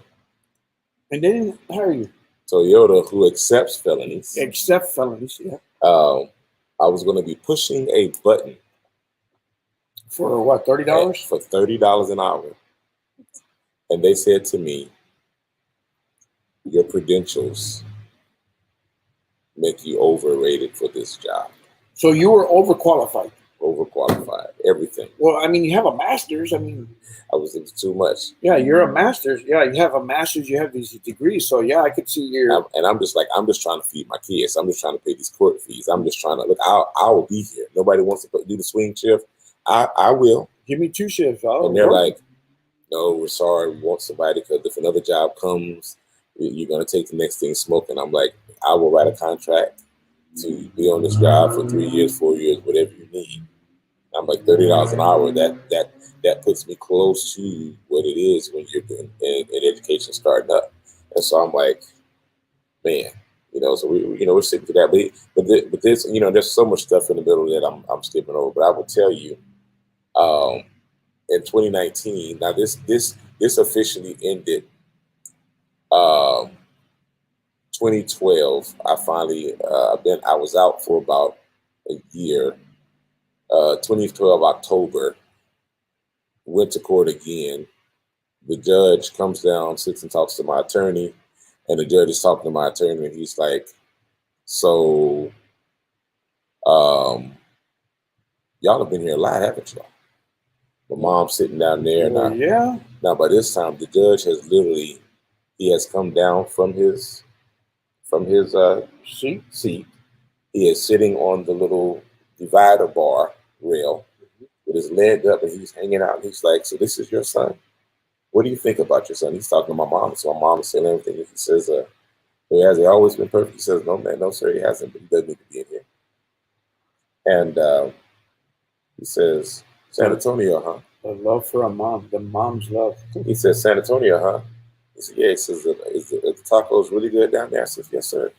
He said, "Well, you're gonna have to tell me. You have to come in and bring when I one. retire." He said, "You got to come on and show me where to get the good tacos when I retire." I'm thinking about moving down that way, and I'm looking at him like, this is the same judge that is this humongous bear of a beast of a lion that everyone is trembling of. And for the first day, I get to see him as a person. I get to realize today that he puts on his pants like everybody else. I get to hear now. I create new scriptures in my heart. But I'm like, he's King of Kings, Lord of Lords, Judge of Judges, Presidents of Presidents, POs of POs, paroles of paroles, COs of COs. I mean, I have to know that God is greater than all of that. Come on. And so I had to create that. And he's sitting there and he's like, "What is this all about?" And so he asked me all these questions. Now, this particular day, my bishop at the time in Beaumont is on jury duty. And so I'm like, this is crazy. Of course, he can't be on my jury, but just the fact he's in the house. But then the judge comes back and said, "I just want to be honest with you. I don't know what's wrong with this jury today." He says the jury is giving out a lot of time today. And so I'm like, and I have my youngest daughter who's about to be C-section 2 days after this court date. So I'm really just trying to get home for this baby to be born. And he says, "Can we take this out of trial and put it in the judge's decision for him?" And I'm like, yeah. Well, so at first I stopped because I'm like, this is still just Walker. He the one he pulled down time like blah and You slamming think people. he was gonna pull a Paul on you? I thought he was going Be real nice and then execute you. And so I'm like, yeah, okay. I'm like, okay. So he goes to the chambers with my attorney and the DA, and the DA's young, and so he's like, he comes back and he's like, "Look, the DA's not going to allow you to get away without putting something on you." So they end up going with a lesser plea, and so I pleaded out in order to do, and then in the next course of it, they dismissed it.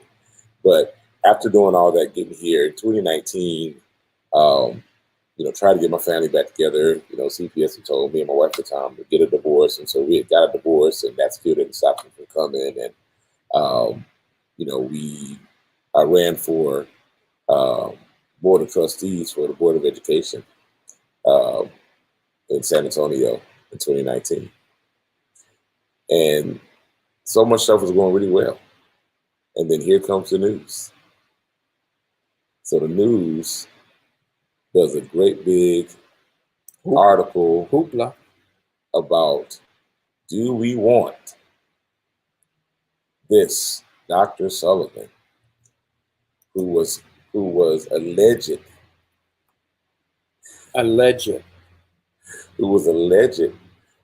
CPS cases hurting his children, and then there's all this information in this supposed to be sealed case that's all in the paper. So now my family has to go through this trauma again. So now my wife is like, "Why did you run? We brought this back up." So anyone who didn't know what had happened, not everyone they know now in the city knew what happened. Every Tom, Dick, and Harry knows. Every time I went up to discuss, me running for this office, everybody was like, "Well, but did you do it? But did you this?" The news would not, they talked to, but they would not listen or write anything for my oldest son. Who, if I was this horrible person, why would my oldest son be back living with me and then still be saying great things about me?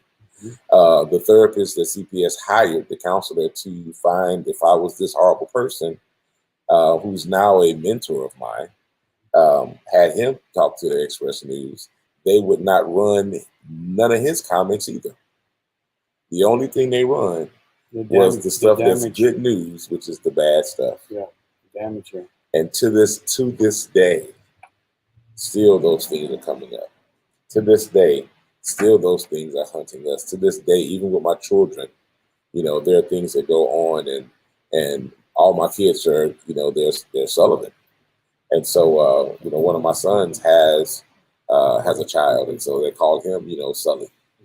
And so, he was little Sully until he graduated from high school, and then he was Sully. And so one day somebody came to me in a barbershop, they're saying, "Yo, man, is it true that you just had this baby by this high schooler?" And I'm like, "No, dude." It was like, well, everybody's talking about somebody named Sully who about to have his baby by his high school. I says, "Yeah, there is a Sully. It's my son." Your son. Who just come out of high school. Yeah. He just come out of college. And so, just in the second year of college. And so, I'm like that. I had people in my inbox. I had one person told me that, I'm supposed to be some man of God. How dare I? He hopes that someone takes and runs a raw pineapple up my rear end. I've had some people tell me that you just wait. We can see you in the pulpit. We will take you out. I've had people to threaten me all type of ways. Yeah, that's pretty harsh. And the trauma that it did to all the families connected. There are many of my kids' family members. Out of all the family members to date, there is one male family member that ever pulled me to the side and looked me in my face and said, "Royce, did you do it?" And then I gave him everything that happened. And, one thing I will tell you, CPS draws, they drew a circle from belly button to kneecaps. Belly button to kneecaps. I asked one of my sons, "Has your dad ever touched you there?" So my question to you, any father, any mother that is, unless your kid is dirty and you've never washed them, I guarantee at some point you've touched them between their belly button and their kneecaps to at least clean their bodies. And when my child said yes, he wasn't even talking about being clean. He was talking about tickling him in his inner thigh, which I've probably tickled every baby I've ever known in life in their inner thigh. Never ever thought anything predatory or sexual about it. But it's the way they ask the questions that pin you to the question. Yeah. And they said, well, he kept telling you to stop. Well, who have you ever tickled and they didn't holler stop? So these things were the type of things that are going. And so as I said, culturally, we have to have some conversation. There's so many things I didn't even know that you can do. There's this meeting called, there's a community meeting that you can pull together. Where if you have CPS, you can pull a pastor together, you can pull teachers together, you can pull other people, and they can pull, and they have to listen to whatever you consider is your community. And they have to listen to how they feel, how you feel about the case. And if they're going to remove any children, anybody, it doesn't have to be next of kin. Anyone in your community can take over those children. But they do not tell you that. Wow, I didn't even know that. They do not tell you that. And most judges, and I know all of them. Now we communicate with each other. They talk to me, I talk to them. Sakai and Montanayar, at that time, but the DA was Harry Wells. Well, they know now that it was allegations. It was all false. They know now, but what you went through. Oh, but it's still horrific. Every time I walk in the court, no matter what it is, it's cringing. Yeah, it's cringing. It's what you went through. It's that, what is it? Post or the post-traumatic stress, yes. That you go through, Yes, sir. The thing is that, and you're going to go through some things, man. Yeah. You're just going to go through some things, but somehow God gets you through them. Yes, He does. So now, Sonny, what are you doing? I know you're doing a lot of stuff in the community. You're getting ready to the church. So what's going on? What are you doing right now? So actually, I've had to reset, because when you start, you look for all these people to be there, which I'm okay. come on, I'm okay. I'm come okay. on. They with- may not with the be. They reset. may not be there. Well, and at this point, I realize that I don't even know who I am. Like I mean, in a good way. Like over the last couple of years, been really sitting, going through stuff. I mean, to be honest with you, this whole CPS stuff really, Mess your mind up. it messed my entire family up. Okay. I can tell you that it's a wonder my kids are not dealing with more trauma than they are. I definitely know that it has been one of the most horrific things that my children's mothers have ever had to deal with, and it has caused many issues between us and issues between us and the church because I've done this church thing for years, grew up in this thing, but for somebody who hasn't, they're actually looking for the church to support. I'm very sure that Sophie was like, hey, I'm here. I need somebody. You'd like to get a phone call, encouragement, a break for a minute. Any of that kind of stuff. And it just seems like after a while, you just realize there is nobody. You're on your. You're on your own. Hold on. You're on your own, right? You feel that you're on your own, but you're really not on your own. You're really not on your own. You're really not on your own because he's recalibrating. Yeah. So what he's doing, he's taking people, places, and situations, but he's taking those people, replacing those people with good people. Yes. He's taking that situation, removing that situation, and putting you in a better position. Yes. Does that make sense? So when you're going through it, it's a process. And I always tell everybody, it's a process you're going to go through. Respect the process because you're going to go through it. You want to move forward, you want to get mature, you got to go through the process, Yes. So you're really not alone. No matter, even if you haven't gone to prison, you haven't been in prison like us, but even if you're going through things, you're not by yourself. God is with you. And even though I remember being in prison, I didn't always feel God with me. Yeah. I tell people that being in prison, I try to talk to God, and I wanted to hear from God, and I didn't hear from God. I didn't hear from God right away. I think you got your camera on set there, so you see it? Yeah. Oh, you got it. So I didn't hear from God. Being in prison, wanting to hear from God, praying, trying to hear from God. I didn't hear from God. You know what I mean? I got to a point when I was in prison. I told God, all right. Sooner or later, you're going to have to deal with me. This is me talking to God, telling him, sooner or later, you're going to have to deal with me. Sooner or later, you're going to have to hear me. Sooner or later, because I only knew God. I had nothing else. The only thing I knew was who God was, what God could do for me, and that's all I knew. I didn't know anything else. So when you're going through these things, you're not going to hear God. You may not hear him whispering, I'm with you. No. I'm there. I got you. I got you. You're not going to hear that. It's the silent times, the quiet times when you think that he's not there, that he's there. He's right there. It's the craziest thing, the peace and the understanding. It's the craziest thing. Yeah. So now we are.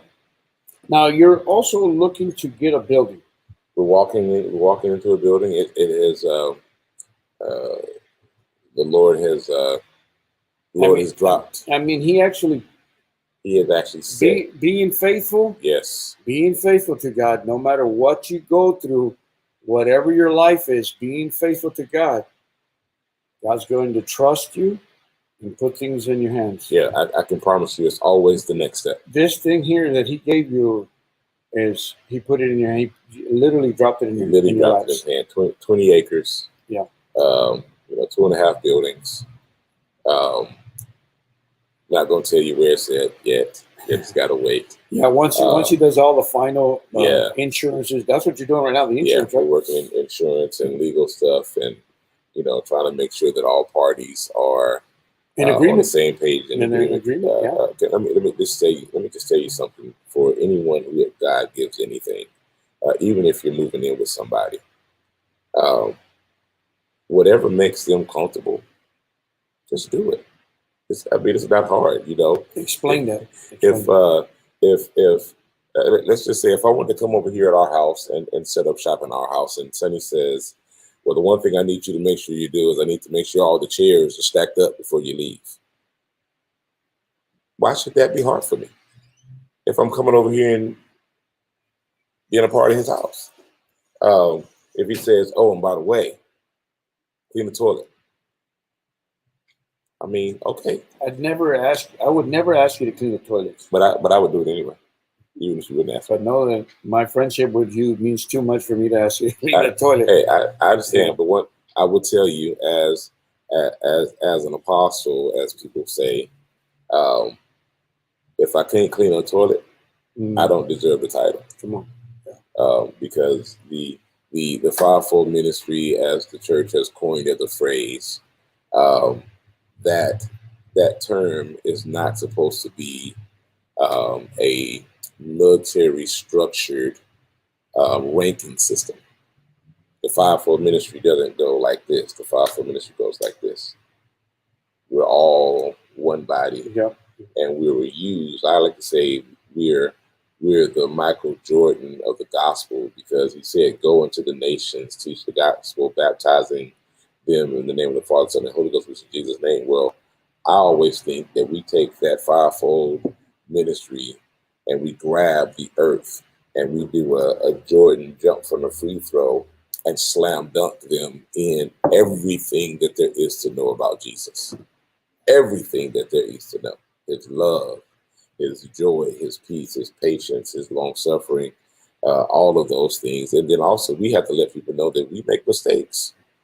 You know, it's one of the best things. I yell it loud. I am not perfect. Let patience have her perfect work, that we may be perfect and entire, wanting nothing. And so now that he has placed us in right now, at every turn lately, things were moving very fast at one point, and now at every turn it's an email coming back and an email going forward and an email coming back and an email going forward. And just when we think everything is right, you know, there was a term that was mentioned in the email today that made some of my team uncomfortable, and it almost made me uncomfortable. I had to remain focused on the Lord. Yeah, get it together. The term was, if we're not able to move forward in this, then we're going to have to find out another way. And so initially the team was like, well, why they got to say it like that? And I'm like, well, from a business standpoint, it is the right thing to say. If we cannot move forward in this, we have to find another way. But because of the trauma, a lot of people just felt like that was another door being closed already. And sometimes we hear these things and we move forward, and as God is strengthening us and building us, you know, there's a curse word in the kingdom. It's called being a good steward. Yeah. You know, being a good steward over your time, over your finances, but over your family. Well, look, Shelly, I'm going to say something, but I've been there. Yeah. I'm going to say something. I'm going to say it like this. Yeah. If it's meant for you, that's it. There's nobody. If God be for you. Yeah, if it's meant for you. That's right. There ain't nobody, there ain't no drama, baby, mama, that's going to get in the way. Nothing at all. You getting into your fullness of that's God, right. Into your purpose, into what you're called. That's right. There's nothing going to stop you. You know, and the cool thing is that, you know, we got to remember that we're in a world of business. Yeah. And they got to protect themselves. That's right. They got to protect themselves. Right. So it's nothing against you. Well, especially against us, because we've not always been good stewards of the church. So they're just covering themselves. That's right. Insurance. Yep. The process. Mm-hmm. So everything that you do, when you go into this level, yes, you go into a level of excellence. Yeah. You want to do things with excellence. There's out there in the world, in the corporate world, there's excellence. So we got to expect that as Christians, that we want to do things with excellence. And to do it with excellence, we got to respect their process to do it right. So that way, when you're in, we're in. God made it happen, and it's there. Because what you got there, I'm gonna tell you the location, man. But when I heard that, man, me and Sophie were jumping. He finally got a church. Yeah. He finally got a church. I remember when you did the at my sister's church and my mother's church, you did the ordination. Mm-hmm. That church was packed. I mean, it was like, I asked him, Sally, what are you doing? Why don't you have a church? All these people that follow you, what's going on? You have a crazy following, and you didn't have a church. I thought I was done. I thought I was. I knew. Done. I was like, dude, there's no way this guy can be over with his calling, his ministry. There's no way with all these people that love you and follow you. There was just no way that you can be done. Yeah. So no, man, and we were excited just to see what God was doing with you, you know. Yeah. And it's like, you know, when you love God and you trust God and you put him first, man, he's not going to let you down. You know, I always, you know, I say this, that, you know, even though my father's gone, you know, he passed away.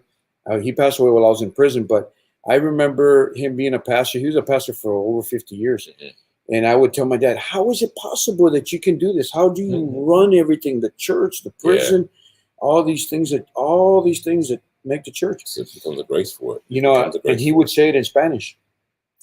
Es imposible que le des todo a Dios y servirle a Dios con todo el corazón y que te salga corto Dios. In translation is, there's no way, Sally, that you're going to serve the Lord, love the Lord with all your heart, and want to please him, and he's going to come out short. Yeah. There's just no way. He would just say, there's no way you're going to serve the Lord. Heart. Like I was finding myself pleasing for my father, pleasing for my mother, pleasing for this bishop over here, trying to make sure the family was balanced. I'm a fool from the Lord. I like to get loud, and I lost my ignorance. Been there. I've heard him. I lost my ignorance. I got dignified. And I just recently got my scream back, my holler back, my shout back. And let me tell you, you know, the enemy don't want this. I mean, let me tell you what the fail-safe is. If we can't find refuge where we're going. Come on. Yeah. Y'all don't want me over here at our house. I'm trying to let you know the South Side would definitely us in the same place. Yeah. Yeah, but you know, there's always room, and I know that. You know that. Well, that's what I'm saying. That's what I said. The enemy, just on that alone, the enemy's like, get him over there, get him over there. He just needs to visit back and forth. We just gonna visit, because one of the things we want to do is we want to change our city. We want to make our city where it's no longer them on the South Side, them on the East Side. No, instead it's we on the South Side today. Yep. We're on the East Side today, and we're doing things together. We're helping together, because the truth of the matter, when you look at the city now, there is no, like in the 90s, it was a very distinctive cut between who lives on what side of town. Yep. But now, everybody. It is a rainbow, all inclusive. Yep.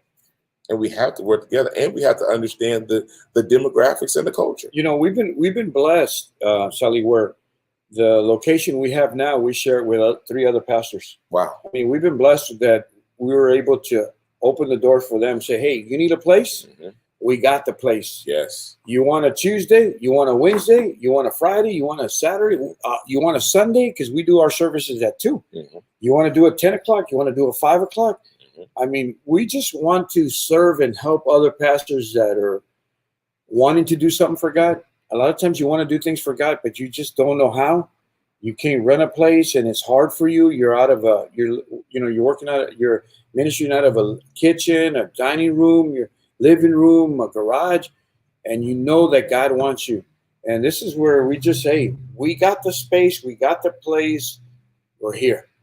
If you want to do something, so.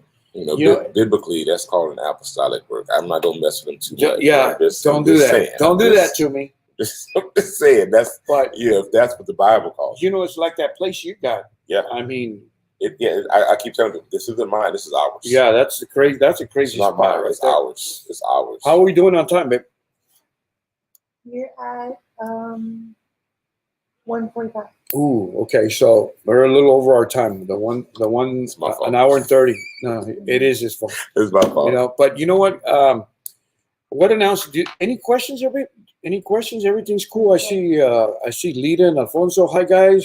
Hey guys. Jimmy, Liz, Molina. Hey. I love you guys. Oh, Brandon. Brandon, I Let me see scroll Brandon. up. Let me scroll up. Victor Segundo, Steven Cervera, Belen, hi Belen, Federico So Ranquel, Patty says that was Rita. my dad. I remember when Patty put this.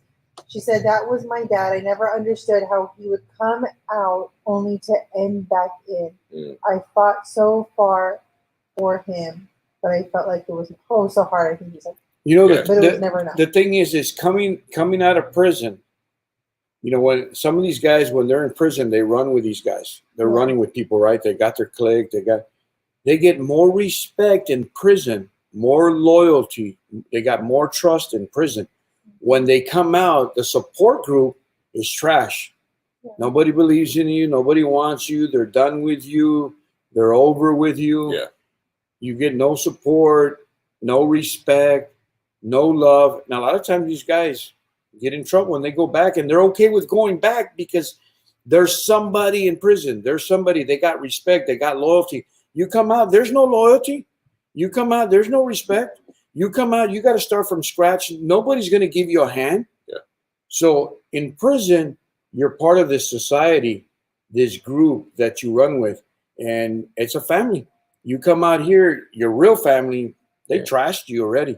You're nobody. You're in prison. You know, you're marked, and Well, and even when you love, you learn things that you did not always know. Like I have a brother who says he says all I need is 4 or 5 in a bowl.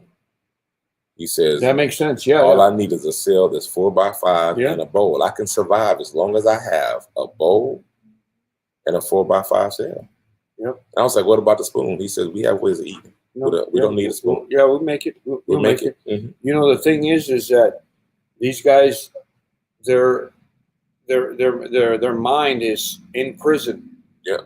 You know what I mean? They're in prison, so they come out and they just can't seem to leave prison behind. Well, and the success. I mean, believe it or not, for us, and this is for wives. This is for wives and mothers. That's a good one.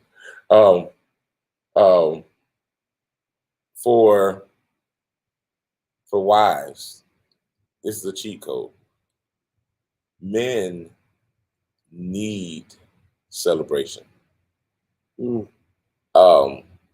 We are made in the image of Christ, and Christ is turned on by our celebration. That's why we praise him. He says in the habits of praise, you start praising God, it don't matter what you've been doing, good, bad, or ugly, he's going to be right there in your midst. He says that. You worship him, he's going to be right there in your midst. And so, you know, you got to do the don't wash dishes. All you got to do the first time is you wash one, lose your mind. Oh my God, babe, that just helped me so much. And all of a sudden you're getting washing dishes. You know, that's what happens. But bringing that back to we're laughing because that's the way it is. Yeah, I wash dishes. Yeah, I have not always washed dishes. I'd rather have paper everything, but I'm working it. If I can have paper pots, I would. I don't know how it works. I tried once and we almost I wash dishes, I sweep, I wash clothes. I throw them. Put clothes in the washer. But that's they it. may not baby, come out. You're doing such a good job. Yes. And you look so good washing those clothes. Right? I'm telling you, we're wired. Yeah, they may not come out the same color when I put them in the washer, but right. We'll work on that next. We'll work on that next one. Yeah. Yeah. But I got white shirts that are blue and gray, and yeah. And so when we're dealing with that little area and we're having to keep that little area clean, what we get every day is we get checked. We get a walkthrough. And when we pass those walkthroughs, even though we're in the worst situation, every time we get past the walkthrough and they check it, that's a win. Mm-hmm. And so we get all these wins, and then we get home, and it's like, you forgot to take out the trash. And it's like, but why did you tell me that at 9 o'clock? Like, you could have told me that at 7 when you heard the trash man coming. And I would have got up and did it. Or you could have told me last night, you know, or, you know, why didn't you cut the grass? You know, all these different things that become failures now. You know, you forgot to pick your daughter up from school. All these are just failures after you was winning. It's like, I just be right off going back in there, because when I go back in here, I can win again. Yep. I know the rules in here. You know, coming out, you have so much stress. Yeah. You know, you got, like I said, you're coming out of prison. You got so much going on. You've lost. I mean, look, coming out of prison is like you've lost so much time, and somehow you got to make it up. You know, and you know that's what happened to me when I first came out. But you know what? I've learned that serving God, He makes up the time. Serving God, whatever you Yes. lost, Oh my He God. makes Yes, up the it does. time like that. Yes. And it's true. I always used to hear that, you know what you've lost, God's going to give you back and He'll replenish and He'll give.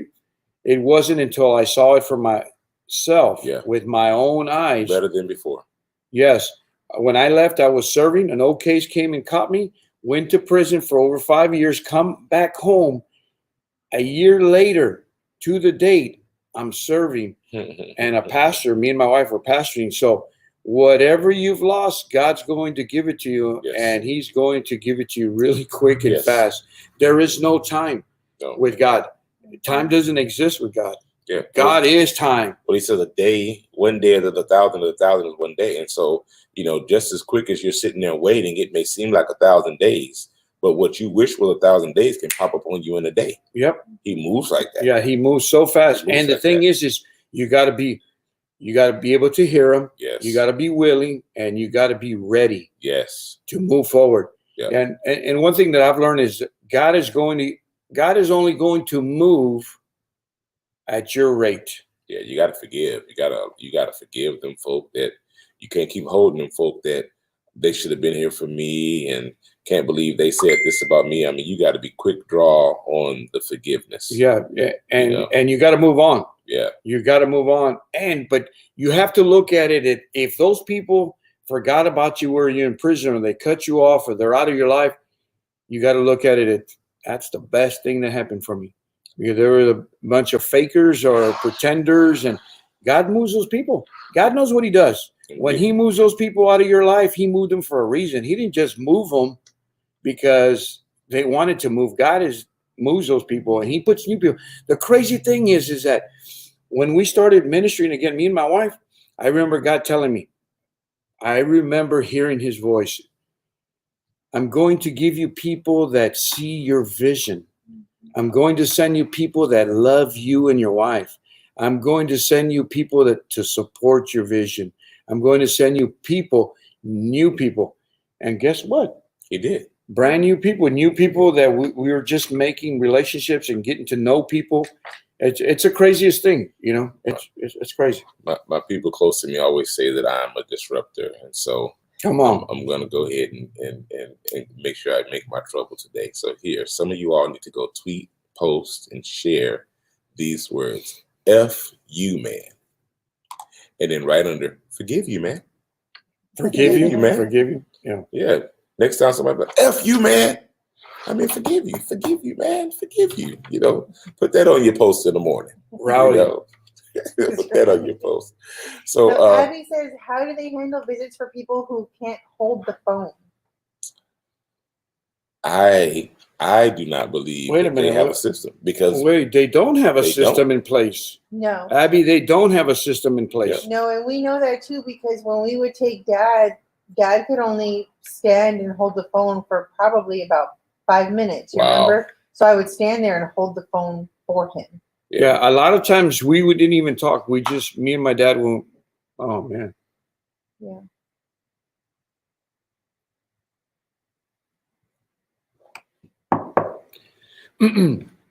A lot of times we didn't talk. We just... Yeah. And men can, and luckily men can talk like that, but still, you know, and it's crazy sharing this moment, because dad laid hands on me years ago, and he accepted who I was as a man of God with all these different titles and callings, and it would be I can care less who else was hearing me preach, but in the middle of my message I glance over and he'd go, come on. And I knew as long as I got in there, and if it got real good, he'd bring his little finger up, and I knew that was right. And if I walked by He'd just put his hand on my shoulder and he'd say a little prayer, and we'd keep on going. And that you know, you don't get that, Mm-hmm. you know, nowadays. And so, Yeah, I the question with Abby, that's hard because I haven't seen it. Like I said, me and my dad he wasn't able to hold it, but just looking at each other and putting his hand on the glass, yeah. I understood his language. You know. But that's why we have to move, you know, prison talks also. You all have to really be, you know, you all who've been in prison, visited anyone in prison, know anything about the system.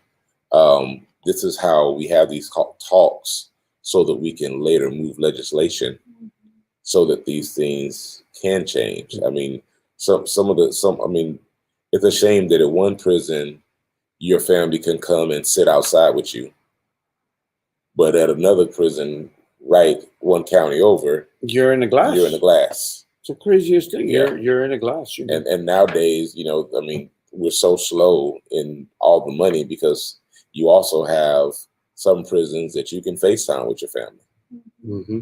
And then you have other prisons that I've had don't have the system. I've had them all. I've had all three. Mm-hmm. I've had the pad. The cool place where I was at, I had a pad, and I was able to call my dad every day. That's awesome. Hey, what's going on, Dad? You all right? How do you feel? Good. And then another place, it was just a glass, and then the other one was, you know, contact. Mm-hmm. And, hey, what's up, Dad? You doing okay? Yeah. You know. So, what does Brandon say there, Rick? So I'm going to read two comments simultaneously. Okay.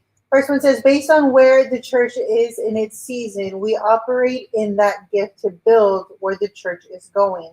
Amen. And then he continues and says, we may function in one specific place, but we have the ability to function the fivefold ministry. Yes, indeed. Yes, indeed. 100. Oh, yeah. 100%. 100. Oh, that's good, Brandon. I don't know if he's still on, but that's good. That's 100. All right, so let's wrap it up here. All right, so real quick, Sally, thank you. No, thank you. Thank you for sharing your story. Okay, so don't thank me. Give me a shirt.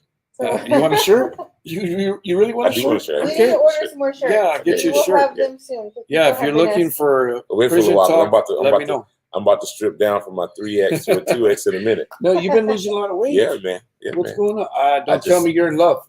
I am a little bit there. Man, when people lose weight, it's because they're in love right away. He's in love. I had to get myself right. There you go. Yeah. So, what do we got tomorrow? We got nothing Tuesday, Wednesday, but Thursday. We have something. Okay, put have our morning. Yeah, let's go. Oh, that's right. Every morning. Every morning, yes. Monday Coffee talk. Coffee talk. You know, and the crazy thing is that we put Coffee with Sunny on the title, and I had my mother-in-law go, wait, what's going on here? Where's my daughter there? You know, it was like Coffee with Sunny and Cher. No, Sunny and Sophia. You know, so you're gonna put that post up there? I'm working. Okay, she's working on it. Hold on. You know what? Actually, I'm gonna just. You're gonna put the picture up. You're gonna put like you did the last time. Yeah, let's do that. Thank you. Yeah. Well, you know that's what I'm here for, to help you. I'm here to help you, man. Right, you know, that's right. All right, let's go through it real quick. It's your world, babe. I'm just here. I'm just here. Okay, move the post there at the bottom. There you go. Okay, he really does have a coffee cup like that. I do. There we go. Where is it at? Yeah, I do. I got a coffee. Yeah. All right, every day. So every day, Monday through Friday in the morning at 8 a.m., we are live on Facebook. You can catch us right here on the Our House Ministry page and also on our personal page. We typically are on for about 20 to 30 minutes. So, all right. Second thing we have is. Yeah. There you go. Our House Ministry. So we have our 2 o'clock service. 2 o'clock. So we have a 2 o'clock service on Sunday. Yeah. And for some reason, I don't have my Thursday up here. But we also meet here at this address, which is 2423 Palo Alto Road. Yes. Sundays at 2 p.m. and Thursday evenings at 7 p.m. We do go live on Sunday for our service, but we do not go live on Thursdays. And that's because it's a little bit more of a different setting. It's very personal kind because people share their testimonies, and it's like a healing therapy group, support group that you come in. You'll notice that if you look at the pictures, they're not like a service type. It's this giant circle. Yeah. And there's probably about 60, 70 of us. And then we have Saturday. And then we have Saturday at 6 p.m. This is a live online Kingdom Talk Live. Yes. With Pastor Sunny and with Prophet Brandon Pena. Yes. And they're just speaking from the heart. Kingdom Talk. And who's that good-looking guy right there with that white hair there? Man, I know that guy. He's a paralysis. I'm looking more like my dad already, right? You are looking like your dad. Indeed. Yes. So that's it. That's all we got. Always, if you are not on our page on Our House Ministries, make sure to go and like it. We do a lot of different things. Sometimes like the page. Our House Ministries. And of course, the Prison Talk. You got the logo there for Prison Talk. Every Monday. Now, let me just say this: if you want to share your testimony, you're looking for a place to share your testimony, and you have a testimony, you've been to prison, and you want to share your testimony, what it was like to come home. Mainly, that's what I look for is what was the transition from prison coming home? If you're still serving the Lord, what have you done to continue serving the Lord? Because we know that a lot of times you leave Jesus behind, you leave the Bible and Jesus behind the bars. Yeah. So what are you doing now serving God? What ministry are you with? What are you doing for your community? What church are you going to? What's keeping you straight? What's keeping you continuing in the Word? So we'd like to have your testimony, So. Yeah. Also, if you have resources to assist. Families that are coming through the prison systems and reentering and things like that. If you have programs, this is a good place to come and talk to Sunny and Sophia about your program and maybe coming on and talking about it as well. Some of you all businesses and programs are like, how can we help? How can we help? How can you help? You can definitely contact them and send a donation to be a sponsor of Prison Talk and to be of assistance. That would be awesome. That would be awesome. We have a full-blown pantry at home. At our church, we have a full pantry. We have from food, clothing, baby. Furniture. We got it all there at the pantry. Anything that we can help our community, we're there with the community. So, all right, guys. Thank you. Thank you. Thank you, guys, for listening. We went, way over our time, but thank you so much, Sally. Thank you. Thank you. Appreciate you. Yes, indeed. All right, guys. Have a good one.